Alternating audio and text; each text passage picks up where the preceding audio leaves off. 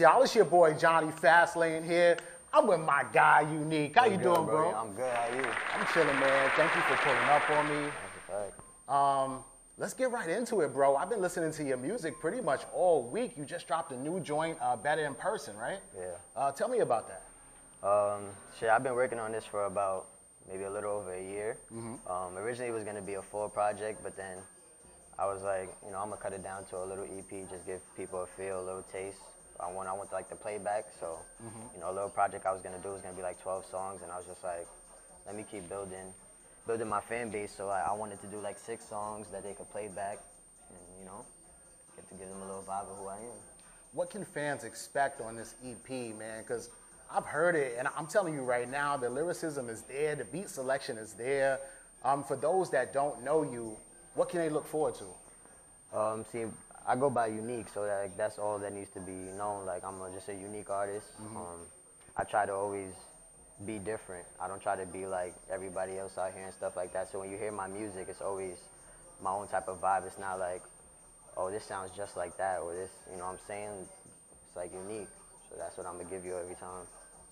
One of my favorite joints that I heard on there was Elevate, bro. Right. Is that a Song Cry sample?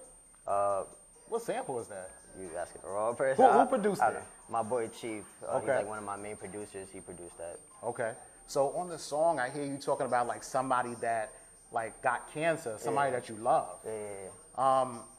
What is it that makes you like want to be vulnerable on that track like that? See, I heard the beat, and I had found out my grandmother had cancer about a week before I wrote this. Damn. So I was in the studio, and my producer played me this beat, and I was just like, yeah, this is the one. I'm gonna really just like let it all out. And I was just writing, and it just came to me. But my grandmother, she went through chemo and stuff, and she's good now. So yeah, that's a blessing. That's a fact. That's a blessing, man. Blessing for real. Do you use music as therapy? Yeah, for sure. I feel like when I'm stressed, when I'm not in a good mood and stuff, like my first thing is to always go write. Always, cause even if I'm writing, just not to like put out a song, just writing, I always write. So that's definitely therapy for me. Yo, let's take it back, because I mean, I could probably guess this, and based on your music and your flow and everything, but for the people that don't know, where you from? I'm from Roosevelt, New York, the 516. Okay. Yes, That's like Long Island? Yeah, it's Long Island, yeah. But you see, when I say I'm from Long Island, they think it's like white people like houses and stuff. You feel me? Yeah, like I'm literally like 10 minutes from Queens, you know what I'm saying? Like, okay. So like right there on the border of Queens. So what type of things did you see growing up over there? Like I said, Long Island, like people think Long Island, you from Long Island, like, oh, you got money. Like where I'm from, Roosevelt, it's one of the little tougher places in Long Island, you know what I'm saying? So growing up, it was tough. It was just me and my mother. There's a lot of bad stuff going on around and stuff, but I always tried to separate myself. But, I did what I could, and I got in a little trouble, when I was younger, got sent away. My mother sent me away to Atlanta, came back, went to high school out here and stuff like that. But I would say Roosevelt's not like, like it's not the trenches, you know what I'm saying? Yeah. But it did have its little bad moments and stuff. I could tell like you really respect the pen and the lyricism of hip hop, man. What did you grow up listening to when moving to Atlanta? Did that kind of influence your style of music? When I moved to Atlanta, I was in about 7th grade. So I started doing music when I was 8 because my father is a music producer. Okay. I grew up listening to a lot of reggae, but my parents had got separated, and when that happened, that's when I started getting into trouble and stuff. And when I got sent away to Atlanta, I was just playing ball. I was just playing basketball. I wasn't really doing anything with music and stuff. So I don't think going to Atlanta really influenced anything with music. It's more of like growing up in New York and coming back to New York. I'm saying I moved to Cali, so going out to Cali helped a lot. So all that was like a big influence. Atlanta didn't really, because I was only in Atlanta for a year. So who were some of the rappers that you came up listening to? Shit, I listened to a lot. So I listened to a lot of reggae, like before hip hop. Okay. You know what I'm saying? Because my dad is a big time reggae Talk producer. about it. My dad, I don't know, if you're into reggae, like you would know my pops, his name is Goldfinger. So I grew up around like Sean Paul and Beanie Man and Shaggy, like all those people was close to me, like when I was little. So I listened to a lot of that. When I got into rap, I was listening to a lot of Lil Wayne. I was listening to a lot of 50 Cent. I listened to a lot of J. Cole, Kanye, those type of rappers. Like, yo, that's fire, man. So a lot of people that respect that pen and who are right, lyricists. that's a fact, yeah.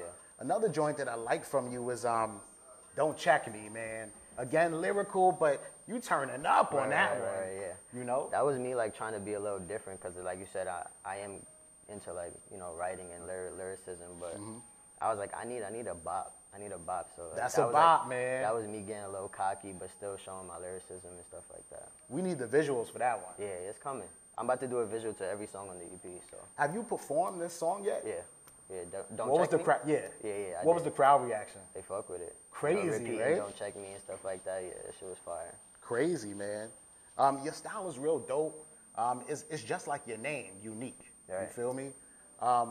What is it about you that says, nah, I'm gonna stray away from that popular sound of today? Right. I mean, like, I fuck with like drill and those type of music, but it's just not me. You feel me? I'm not that hitter, that shooter, that nigga that's gonna rap about the shit that I don't do. You feel me? So when I go into my lyricism, it's me. Like, it's what I do. It's what I really go through. It's my life. You know what I'm saying? I don't rap about the shit that I don't do. So. I mean, and that's a fact, man. You got to keep it real at the end of the day. You can't be sitting here lying and shit, you know? Another joint, Day by Day, is fire, too. That's fire. Who produced that shit? Maserati Sparks. I met him on Instagram. He bodied that. He also knows my producer, so we linked up, and then I got that from him. Make sure y'all go stream Better in Person. It's on Tidal. It's everywhere right now. What else you got coming up? So right now I'm working on the videos for the project, so I'm going to have a video for all 6 songs on Better in Person. After this, I'm actually going to the studio. I'm about to work on a new single, and I'm working on something for 2K that I'm trying to get in. Oh, fire. 2K. Yeah, I'm doing that with my mans. Fire. And then we just working, man. For the people that don't know, man, where can they find you? Go find me on all social media platforms at This Is Unique. That's This Is Uneak. And that's a fact. And you already know what it is. It's your boy Johnny Fastlane. We in Brooklyn. You already know. Let's talk hip hop. Peace.